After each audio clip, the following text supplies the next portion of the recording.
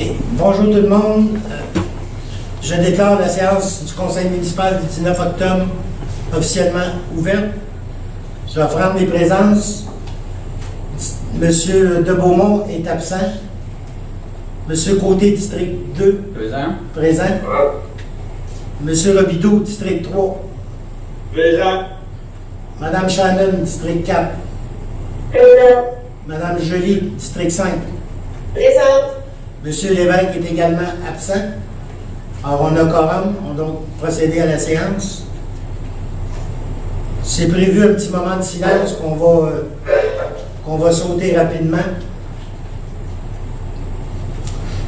Le point 3, la tenue de la séance est huis clos. Compte tenu de la situation actuelle d'évolution de la pandémie et la demande du ministère de la Santé de réduire au maximum les rapprochements jusqu'au 28 octobre, la fameuse période de 28 jours, et ça pour protéger la santé de la population, des membres du Conseil et des officiers municipaux, il est demandé au Conseil que la présente séance soit tenue à huis clos et que les membres du Conseil et les officiers municipaux soient autorisés à y être présents et à prendre part, délibérer et voter à la séance par visioconférence. La séance est enregistrée et sera disponible pour visionnement sur le site Internet de la municipalité. Ça me prend un proposeur. Gilles Côté. Secondé par Michel Robidoux. Est-ce que tout le monde est d'accord? Oui. Résolu à l'unanimité.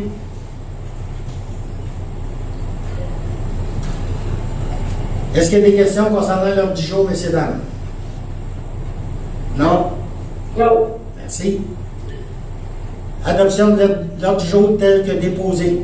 Vous avez tous pris connaissance de l'ordre du jour. Est-ce que j'ai un proposeur?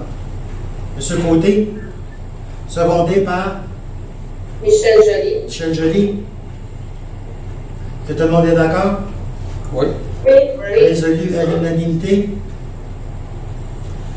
Approbation des procès-verbaux de la séance du 21 septembre et de l'ouverture des soumissions du 14 octobre 2020. Ça me prend un proposeur. Gilles Côté, secondé par. Ça me prend un secondeur, Michel Robidoux. Est-ce que tout le monde est d'accord? Oui. Résolu à l'unanimité.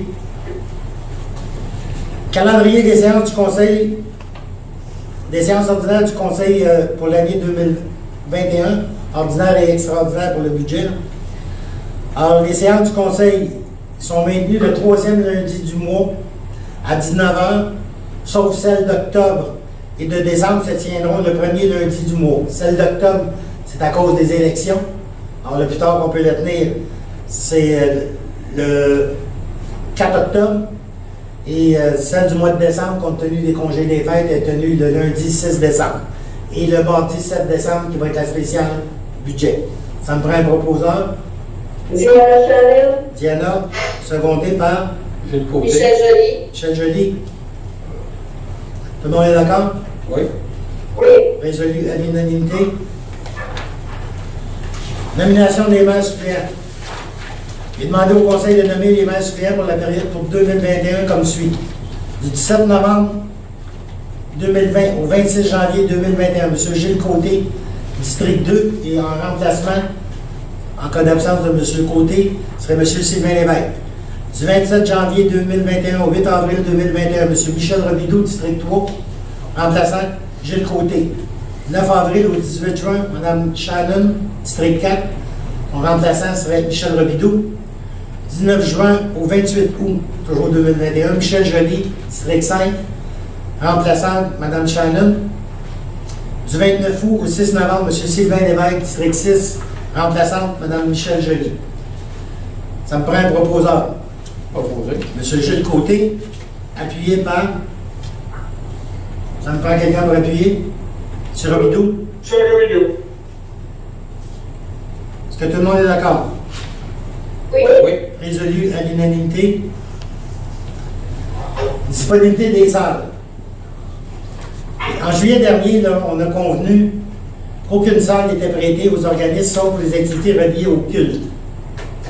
Ça, c'était dans le but d'éviter la propagation du coronavirus. On a eu des demandes et des besoins qui ont été exprimés par la population, puis on avait convenu de regarder à nouveau de quelle façon on était pour procéder. Alors, la seule salle qui va être mise à la disponibilité des citoyens se limite à la Belle Église. Les autres salles sont réservées pour des utilisations municipales.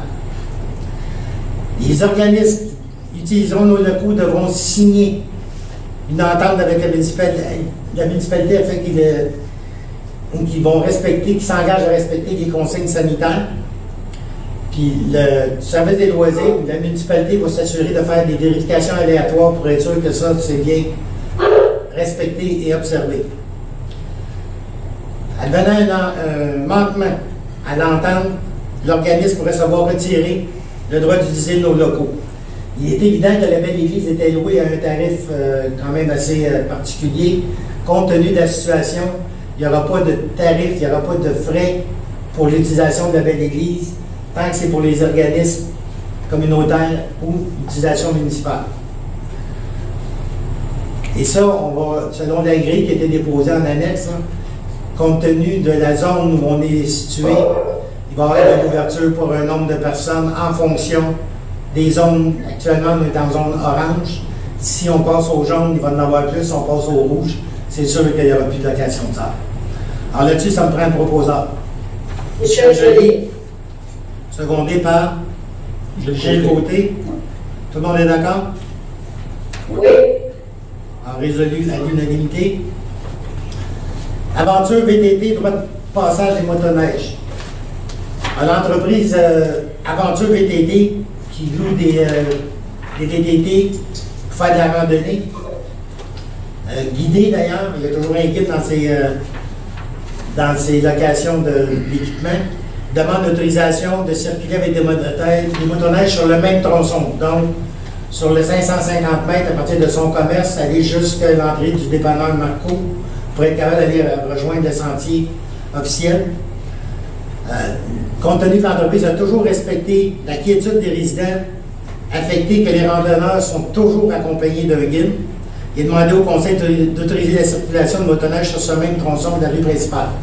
Alors là-dessus, ça me prend un proposeur. Proposé. M. Gilles Côté, appuyé par Diana Shannon. Tout le monde est d'accord? Oui. Oui. Oui, résolu à l'unanimité.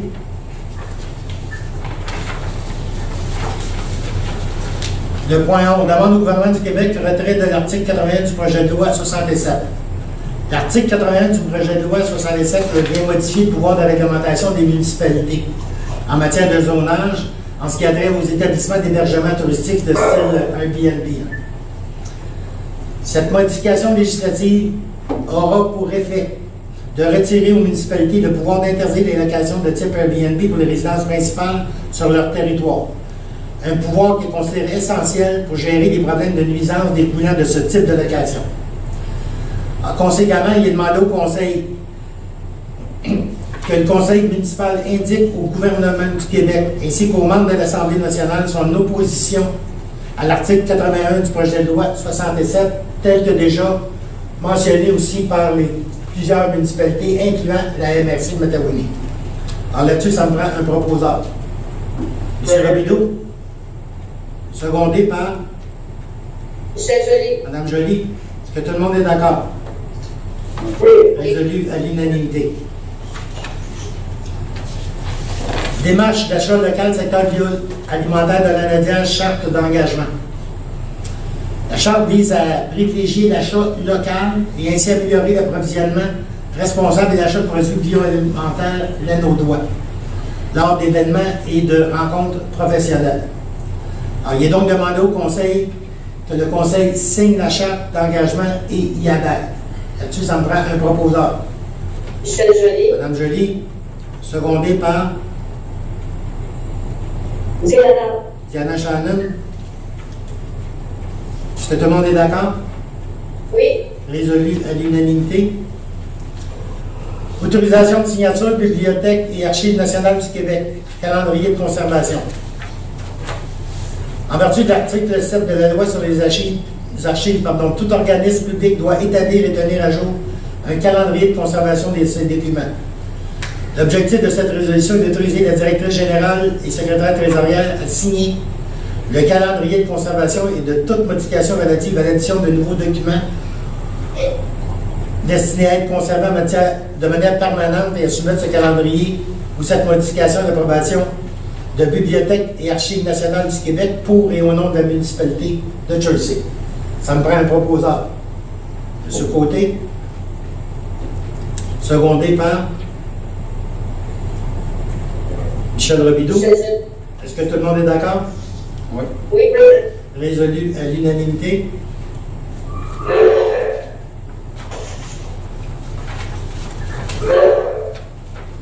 Le point 14. Autorisation au versement annuel des règlements d'emprunt 526-2018, 527-2018 et 550-2019. Il est demandé au Conseil d'autoriser les versements annuels en captant l'intérêt nécessaire au remboursement des règlements suivants. Le 526-2018, règlement décrétant une dépense de 3 300 000 et un emprunt de 2 970 000 pour procéder aux travaux de réfection de 13 tronçons de rue. Le règlement 527-2018, règlement décrétant une dépense d'1 200 000 et un emprunt de 900 000 pour procéder aux travaux de réfection de 2 tronçons de rue. Et le 550-2019, règlement décrétant une dépense et un emprunt de 275 000 pour des travaux de réfection de la rue Grenier-Nord en partie et du chemin du Lac-Paré en partie. Là-dessus, ça me prend un proposeur. Je propose. Michel Joly, secondé par Gilles Côté. Est-ce que tout le monde est d'accord? Oui. Oui. Résolu à l'unanimité. Demande d'aide financière, ministère de la Santé et des Services sociaux, programme de soutien à la démarche municipale Amis des aînés, MADA, appel de projet 2020-2021. La municipalité souhaite poursuivre son engagement auprès des aînés pour encourager leur participation active au sein de la communauté churchoise. Le secrétariat aux aînés offre un soutien financier à la municipalité pour le dépôt d'un appel de projet pour la mise à jour de sa politique et la rédaction d'un plan d'action permettant de cibler des orientations claires. On demande au Conseil d'autoriser la demande d'aide financière pour la réalisation de ce projet. Le montant déposé est de 24 000 dont la municipalité assumera 50 % des coûts, soit 12 000 et l'autre 12 000 qui est le projet de financement. Ça me prend un proposeur. Michel Michel Joly. Joly, secondé par Gilles Côté. Oui. Est-ce que tout le monde est d'accord? Oui. Oui. Résolu à l'unanimité. Le point 16, demande d'aide financière entérinée, fonds d'urgence pour l'appui communautaire, le FUAC. On sait que les effets de la pandémie se font sentir un peu partout là, de façon significative auprès de plusieurs de nos organismes communautaires. Le gouvernement du Québec a mis en place un fonds d'urgence spécifique pour les organismes. On demande donc au Conseil d'autoriser la demande d'aide financière dans le cadre de ce projet. Toute somme reçue sera distribuée selon des critères spécifiques qui seront autorisés par le Conseil municipal. Ça me prend un proposeur. M. Gilles Côté, secondé par Diana. Oui. Diana Chanin. Jamais je proposé. Qui a proposé? Gilles Côté. Gilles Côté. C'est bon. Est-ce que tout le monde est d'accord? Oui. Oui. C'est résolu à l'unanimité. Le point 17. Programme de soutien à la mise à niveau et l'amélioration des sentiers et des sites pratiques d'activités de plein air. Ministère de l'Éducation et de l'Enseignement supérieur. Sentier de l'amitié. On a la chance d'avoir un sentier en plein cœur de notre village. Puis il est beau notre sentier, puis il est très apprécié par nos citoyens, puis les étudiants, les élèves du primaire surtout, qui en profitent largement. L'objectif de cette demande d'aide financière, c'est de permettre la mise à niveau du sentier, puis d'y inclure en même temps une piste d'hébertisme. Alors, c'est une demande d'aide financière qu'on fait dans le cadre de ce projet-là. Là, ça me prend un proposeur. J'ai le côté, secondé par Michel Robideau. Est-ce que tout le monde est d'accord? Oui. Oui. Oui. C'est résolu à l'unanimité, puis je vous dis merci d'avance pour les jeunes. Demande d'aide financière au ministère de la Sécurité publique, formation pompier, temps partiel. C'est sûr qu'on veut remettre à niveau notre système, notre service incendie. Ça fait plus d'un an, un an et demi qu'on travaille fort là-dessus. Notre directeur de service incendie a fait un excellent travail dans le redressement de la situation.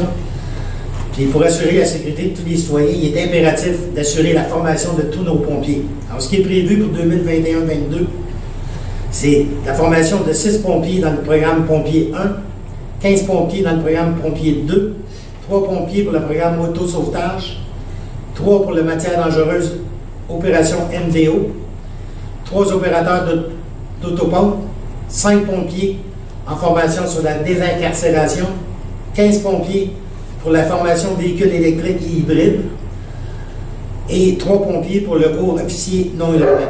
Il est demandé au Conseil d'approuver la demande d'aide financière dans le cadre du programme prévu par le ministère. Alors, ça me prend un proposeur. M. Robidoux, secondé par Diana Chavez. Par Diana. Est-ce que tout le monde est d'accord? Oui. Oui. Résolu à l'unanimité. Formation officier service incendie entériné. Matière dangereuse, opération MDO. Toujours dans l'objectif d'assurer la sécurité de nos citoyens. Il est demandé que le Conseil entérine la formation de messieurs Rémi Kendall, Tommy Ribet, Simon Perrault et Jules Fouché, pompiers à temps partiel pour le cours intitulé Matière dangereuse, opération donnée par la municipalité de Saint-Charles-Borromée. Le coût de la formation est de 1 500 $ par candidat. Ça me prend un proposeur. M. Robidoux, secondé par Diana Chavez.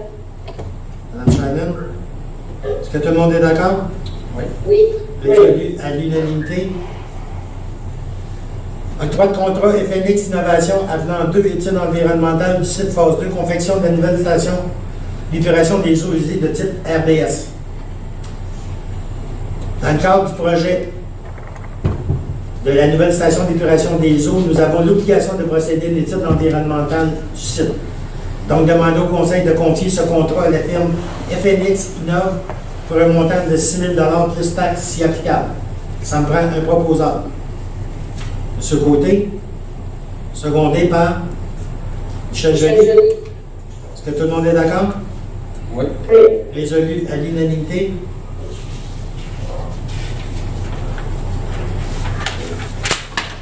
Le point 21, le mandat à Maître Lino Soucy, procédure en cours supérieure, dossier d'urbanisme de non-conformité à la réglementation municipale.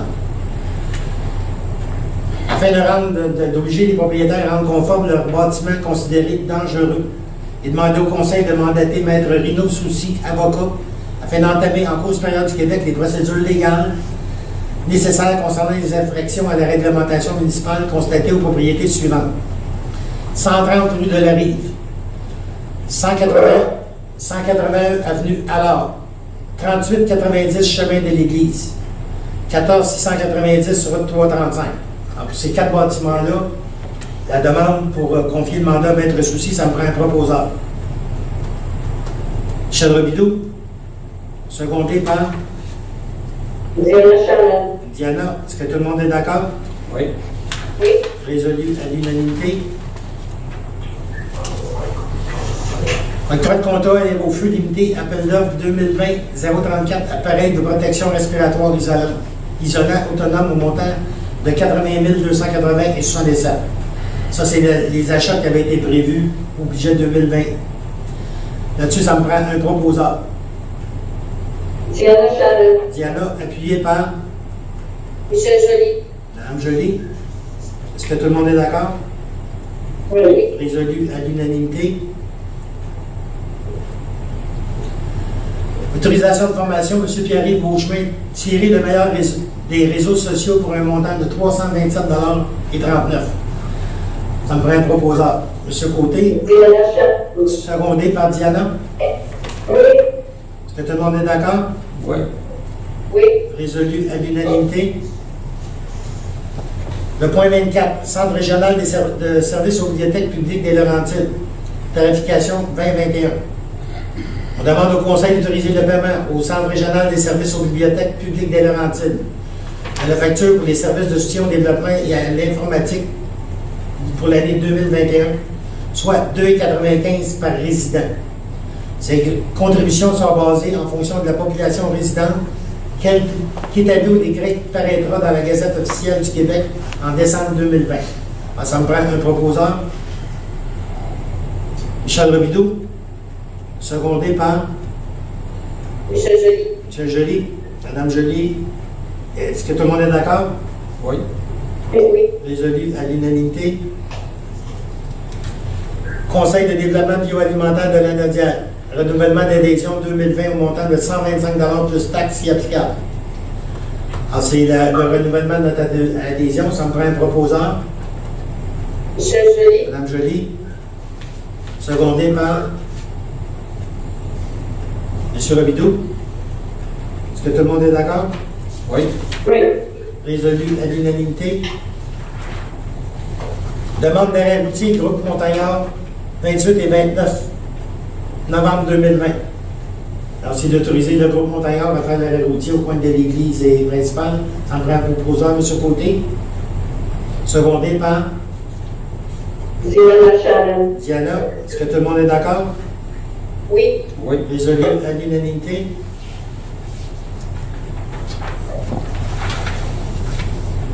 Demande d'arrêt routier, centre communautaire de la Waro, 17 et 18 octobre, c'est demande d'entériner la demande. Alors, là-dessus, ça me prend un proposeur.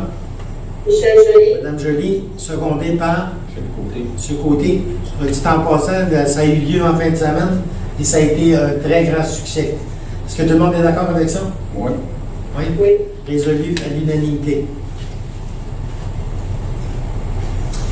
Achat d'une caméra thermique 1200 degrés Boivin-Gauvin, service incendie sécurité publique au montant de 7 915 $ plus taxes si applicable. Ça me prend un proposeur pour autoriser l'achat. M. Robidoux. Secondé par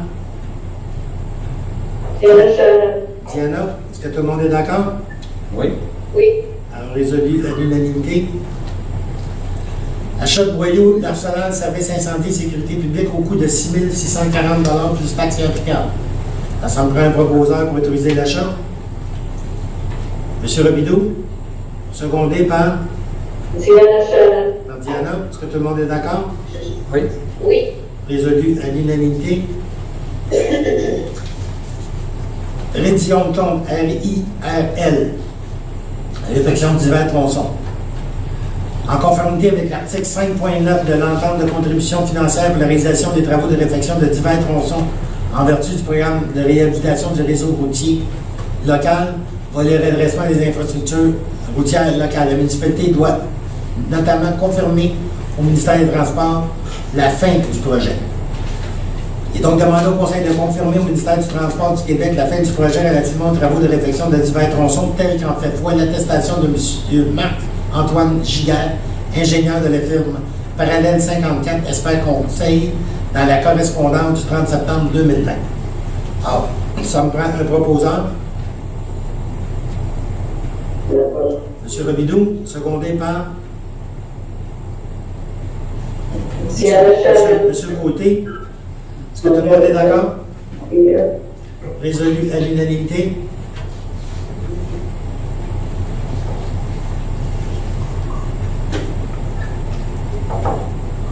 Alors, les points 31, 34, les points 31 à 34, les points 36 et 38 concernent toutes les autorisations de paiement suite au décompte progressif. Alors, le point 31. MLC Associé Incorporé, appel d'offres 2018-007. Service professionnel, préparation d'un appel d'offres, estimation des coûts et surveillance des travaux. Réfection de diverses rues. Marie-Reine des Cœurs, Castor, Soleil, Chemin du Lac Brûlé, au montant de 11 195 et 70. Solmatec, appel d'offres 2020-006. Contrôle qualitatif des matériaux. Réfection Chemin du Lac Brûlé, au montant de 4 423 et 67. Groupe ABS, appel d'offres 2020-005. Contrôle qualitatif des matériaux, réfection chemin Marie-Reine des Cœurs, avenue du Castor et rue du Soleil au montant de 5 429 et 11. Excavation Carole, incorporée, appel d'offres 2020-005. Réfection chemin Marie-Reine des Cœurs, avenue du Castor et rue du Soleil au montant de 949 820 et 11. Le point 36, excavation Normand Majot. Appel d'offres 2019-011. Réfection diverses rues au montant de 140 091 et 14. Le point 38, c'est 9306-1380 Québec Inc. Appel d'offres 2020-006, réfection chemin du lac Brûlé, au montant de 416 114,68. Ces 6 résolutions-là, ça me prend un proposeur.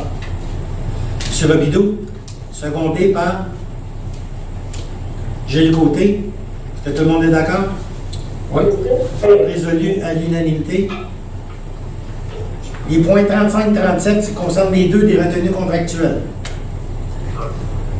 Alors, le premier, 35, 9306-1380 Québec Inc. Appel d'offres 2018-001. Réfection 5e rang et chemin Michel au montant de 42 840,24. Le point 37, excavation Normand Majot. Appel d'offres 2019-011. Réfection diverses rues au montant de 146 727,47. Pour ces deux résolutions, ça me prend un proposeur. M. Robidoux, secondé par Mme Joly. Oui. Tout le monde est d'accord? Oui. Oui. Résolu à l'unanimité. 39. Nomination d'un membre du comité consultatif d'urbanisme. À la suite du départ d'un des membres du comité, il est demandé au Conseil d'approuver la nomination du nouveau membre proposé, soit M. Luc Paradis, à titre de membre du comité consultatif, et ça pour une période d'1 an. Proposé par Gilles Côté, secondé par Diana. Est-ce que tout le monde est d'accord? Oui. Oui. Résolu à l'unanimité.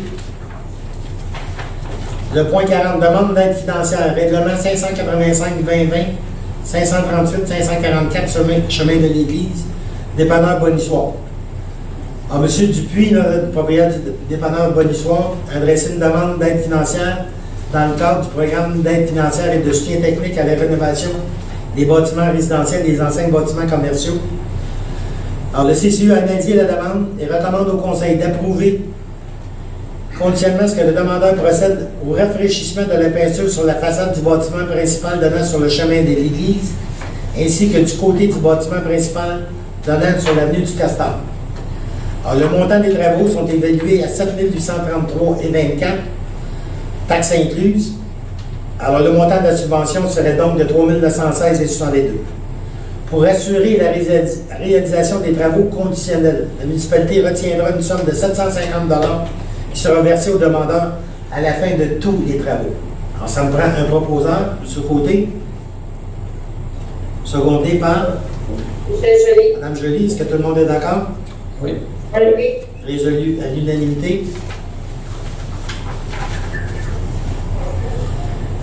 Le point 41, règlement 596-2020. Règlement déterminant les modalités d'application des avis publics municipaux. En septembre, on a déposé un projet de règlement, un avis de motion, projet de règlement, afin d'encadrer les modalités de publication de nos avis publics. Afin de se rendre ce règlement-là applicable, il est donc demandé au Conseil de l'approuver officiellement. Alors, ça me rend là-dessus un proposeur. M. Robidoux, secondé par Mme Shannon. Est-ce que tout le monde est d'accord? Oui. Oui. Résolu à l'unanimité. Règlement 597-2020. Règlement amendant le règlement 172-98, relatif à l'acquisition et la gestion du barrage du lac Beaune par la municipalité de Jersey par le retrait du paragraphe .6 du préambule. Compte tenu de l'adoption du règlement 582-2020 décrétant l'imposition des taxes des barrages municipaux adaptés à la séance ordinaire du 16 mars 2020 et par souci de cohérence, le Conseil désire amender le paragraphe .6 du préambule du règlement 172-98. Ce paragraphe stipulait ce qui suit, je m'excuse, les babines s'en fâchent, considérant qu'il est entendu et compris que si les travaux doivent être exécutés par la municipalité pour réparer ou reconstruire le barrage en tout ou en partie, le coût de ceux-ci serait réparti au seul propriétaire concerné du lac Beaune. Alors, il est donc demandé au Conseil d'adopter le règlement 597-2020, règlement intitulé Règlement amendant le règlement 172-98 relatif à l'acquisition et la gestion du barrage du lac Beaune par le retrait du paragraphe .6 du préambule. Ça me prend un proposeur. pas. M. Robidoux. Secondé par Diana. Diana Shannon, Mme Shannon. Est-ce que tout le monde est d'accord? Alors, résolu à l'unanimité. Le point 43, adoption des comptes fournisseurs, la liste des comptes à payer en date du 30 juin, du 30 septembre 2020 et autorisation de paiement. Compte fournisseur au montant de 1 814 997,86 et la liste des comptes 1 319 119,82. Ça me prend là-dessus un proposeur. Diana Shannon. Diana, appuyé par Michel Joly. Mme Joly. Est-ce que tout le monde est d'accord? Oui. Oui. Résolu à l'unanimité. S'il fallait que ça ne soit pas approuvé, nos fournisseurs seraient bien dans le maudit après les autres. Rectification budgétaire au montant de 6 000 $. Rectification pour ajuster le budget en fonction des réalités. Ça me prend là-dessus un proposeur. Diana Shannon. Diana Shannon. Appuyé par M. Robidoux. Est-ce que tout le monde est d'accord? Oui. Oui. Résolu à l'unanimité. Dépôt de l'état des activités financières, Mme Paquette. Je dépose au Conseil municipal l'état des activités financières pour la période du 1er au 30 septembre 2020. Merci. Le point 46, dépôt des états financiers coopératifs 2019-2020, Mme Paquette. Je dépose au Conseil municipal les états financiers comparatifs 2019-2020 tels que requis par l'article 176.4 du Code municipal du Québec, préparés en date du 30 septembre 2020. Merci, Mme Paquette. Dépôt des déclarations des intérêts pécuniaires des élus. En vertu des dispositions de l'article 357 de la loi sur les élections et les référendums dans les municipalités, tous les membres du Conseil ont déposé dans les délais impartis leur déclaration d'intérêt pécunier. Le point 48, le maire vous informe. Dans un premier temps, je vais vous parler de Taxibus. Taxibus qui va toujours très bien malgré la pandémie. On est la deuxième municipalité à utiliser. On utilise sur l'ensemble du Taxibus, il y a eu à date 317 utilisateurs. 56 sont de Jersey, donc 18% des utilisateurs sont des Jersois. La municipalité qui en utilise le plus, c'est Rawdon avec 29%, 93 utilisations. Et la troisième, c'est 28, donc la moitié de Jersey, qui est 9% qui est Saint-Donat. Alors, Taxibus, ça va très bien, puis l'utilisation, on va en faire la promotion encore plus, parce que c'est un avantage et un plus pour les citoyens. La voie de contournement de la 125, je ne sais pas si vous avez suivi les nouvelles dernièrement, les autorisations dans le cadre du projet de loi pour accélérer les projets au niveau du ministère des Transports et différents projets d'infrastructure. Le projet de loi prévoit une accélération des processus. La voie de contournement de la 125 est retenue dans les projets. Alors, les premières pelletées de terre pour mettre en place, enfin, après 60 ans d'attente, la première pelletée de terre devrait se faire au printemps 2021 pour la voie de contournement de la 125. Ça, c'est un gros plus pour tous les citoyens. Internet haute vitesse, au risque de me répéter, là, Internet haute vitesse, la MRC ont convenu, le Conseil des maires a convenu d'accélérer et de contourner les problématiques qu'on vit avec Bell pour faire de l'enfouissement sur une partie des réseaux, ce qui devrait accélérer de façon significative. Au cours du mois d'octobre, d'ici la fin du mois, on est censé recevoir de la MRC un calendrier qui va nous préciser quelle date, à peu près quel mois plutôt, là, nous avons une date précise, mais vers quel mois l'Internet via connexion Metawini va être disponible dans la municipalité de Jersey. Mais actuellement, ça avance de façon significative et ça va au bon train. Alors, c'est une bonne nouvelle. Alors, moi, ça fait le tour des points que j'avais à vous informer. On va arriver à la période de questions. La parole est aux citoyens. Donc, nous avons reçu. Madame Picard a reçu des questions par courriel. Elle va lire les questions et je vais procéder aux réponses. Oui, nous avons reçu un courriel qui nous provient de Mme Diane Cossette, citoyenne de Jersey, Ce courriel comporte 3 questions. Alors, si ça vous convient, M. Conneville, je vais vous les poser une à la fois, Oui. afin que vous puissiez répondre. Bonjour à tous. J'ai entendu dire entre les branches que le futur système septique du village sera bâti près des habitations. Pour empêcher que les odeurs nauséabondes incommodent les citoyens, une cheminée très haute sera construite. Si cette rumeur est exacte, pouvez-vous nous en dire plus à ce sujet? Bon, l'usine des eaux usées, on a déjà parlé, on s'en va sur du mécanique qui va être situé à la même place que notre usine actuelle. Pour assurer qu'il n'y ait pas d'odeur nauséabonde comme ce qu'on connaît actuellement, parce qu'on était là en fin de semaine dans le cadre du rallye automobile, puis c'est pas agréable.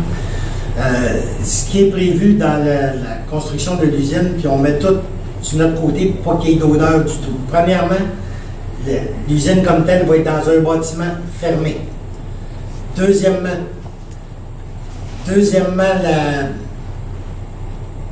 il y a un filtre au charbon qui est installé à même le bâtiment, ce qui réduit de façon encore très significative les odeurs. Pour assurer une plus forte environnement sans odeur, ce qui a été recommandé par les ingénieurs, c'est l'installation d'une cheminée. Quand on dit une cheminée très haute, là, elle devrait être à peu près dans la même hauteur que les lampadaires qu'on a au terrain de balle. Il faut tenir compte aussi du fait de la hauteur de la 125 par rapport à notre usine. Il faut qu'elle soit assez haut quand même. Alors ça, la cheminée va être installée pour réduire davantage les odeurs si jamais il y en avait qui passaient à travers le bâtiment et à travers notre système de filtration charbon. Je peux vous assurer que la cheminée va être esthétique et elle doit respecter le PIA qui régit tous les bâtiments dans le périmètre urbain. Moi, je me suis déjà assuré avec M. Moussaoui, le directeur de l'urbanisme, qu'il y ait un aménagement de cette tour-là, de cette cheminée-là qui soit esthétique pour respecter nos critères. Deuxième question, Mme Cossette. Je m'attendais à ce que le nouveau communicateur, le COM, parle d'enjeux importants ayant un gros impact sur les finances des citoyens.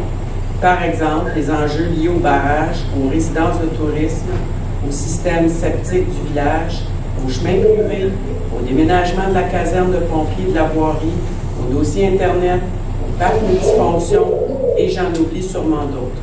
Pourtant, on n'y retrouve pratiquement rien sur ces sujets. Comme c'est votre principal outil de communication avec les citoyens, pensez-vous remédier à cette situation dans le prochain journal municipal? Bon, le journal municipal, au fur et à mesure que les projets sont déposés, qui sont avancés, au fur et à mesure, on informe les citoyens dans le communicateur. On ne fait pas de bloc pour l'ensemble des projets, on fait un bloc pour le projet où on en est rendu. Comme l'usine des eaux usées, quand on va être rendu au premier palier de terre, il va y avoir des informations. Maintenant, les règlements d'emprunt sont déjà mentionnés dans les règlements et on est en processus d'information au fur et à mesure qu'on avance via le communicateur. Et les gros impacts, là, il y a certains dossiers qui ont des gros impacts, mais il y a plusieurs dossiers qui n'ont pas de gros impacts. Il faut penser que plusieurs projets sont financés de façon significative, pas juste financés, sont subventionnés par le ministère. Les impacts ne sont pas si majeurs que ça. Troisième question. Les citoyens sont de plus en plus nombreux à croire que le huis clos est illégitime en zone orange. Si toutefois nous étions éventuellement en zone rouge, le huis clos serait plus acceptable aux yeux de ces citoyens. D'autres petites municipalités avoisinantes comme Sainte-Lucie des Laurentides mettent à la disposition des citoyens un système téléphonique qui permet de communiquer en direct lors de la période de questions. Vu que l'utilisation du téléphone est vraiment plus démocratique que le courriel, pensez-vous mettre un tel système à la disposition des citoyens de Chelsea dès novembre 2020? Bon, pour répondre à votre question, Mme Cossette, non, il n'est pas prévu de mettre en place un système comme ça, comme celui-là, système téléphonique en place. Il faut comprendre qu'on est actuellement en réaction à des situations problématiques. Quand vous me dites que les citoyens, c'est large, peut-être quelques citoyens, mais pas les citoyens sont de plus en plus nombreux à croire que le huis clos est illégitime en zone orange. Il n'est pas illégitime, il est tout à fait légitime, parce que s'il n'était pas légitime, on ne pourrait pas le faire. En zone orange, je comprends En temps normal, si on avait été sans autre avis du ministère, on aurait tenu la séance en présentiel. Par contre, on est régi en zone orange au niveau des conseils municipaux à 25 personnes maximum. Ce qui veut donc dire que si le conseil est tout présent, plus les officiers municipaux, plus les personnes qui font l'accueil, plus le caméraman, ce qui fait au total 10 personnes, il reste de la place pour 15 citoyens. Alors, la zone orange a quand même des restrictions importantes. De toute façon, même si on était en présentiel, on continue à filmer nos séances pour les mettre à la disponibilité de tous les citoyens. Alors, pour l'instant, on est en réaction. Pourquoi on ne l'a pas fait en présentiel à ce moment ici? C'est la demande que le ministère de la Santé a déposée en début du mois d'octobre en demandant à tout le monde, incluant les municipalités et tous les citoyens, de restreindre au minimum les rencontres publiques et au minimum même les assemblées privées. Ce que M. Abuda nous disait, ce que M. Dubé nous disait la semaine dernière, de réduire de un contact, ça a une importance significative au moment où on se parle. Alors, c'est là-dessus que le conseil municipal s'est basé pour prendre la décision que le conseil du mois d'octobre ne serait pas en présentiel, serait strictement en visioconférence. C'est pour ça d'ailleurs que plusieurs membres du conseil sont à distance. Ceux qui sont ici, c'est comme M. Côté, comme moi, on a de la difficulté avec nos connexions Internet à la maison. Alors, c'est plus facile quand on vient ici, mais comme vous pouvez le constater, on respecte plus que le 2 mètres, on est à peu près 3 mètres. Alors, pour ce qui est de comme je disais tantôt, on est en réaction. Alors, il n'y a pas question d'installer un système téléphonique qui donnait la parole aux citoyens par téléphone. Par contre, on laisse l'option d'ouverture de questions par courriel, même si c'est moins flexible. Et on espère tous qu'après le 28 octobre, que le ministère va nous dire « Vous pouvez reprendre des contacts un petit peu plus normalement » et à ce moment-là, le conseil va agir en conséquence. Est-ce qu'il y avait d'autres questions, Mme Mapitan? Non. Parfait.